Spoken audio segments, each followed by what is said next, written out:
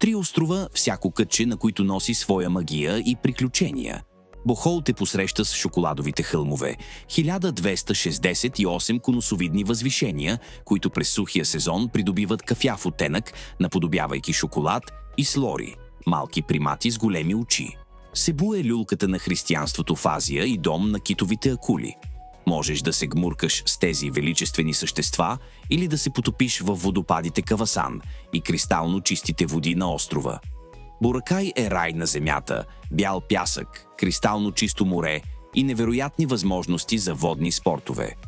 С Exotic Holiday полети, хотели, трансфери и внимателно подбрана програма са подготвени, за да се потопиш в приключението без грижи.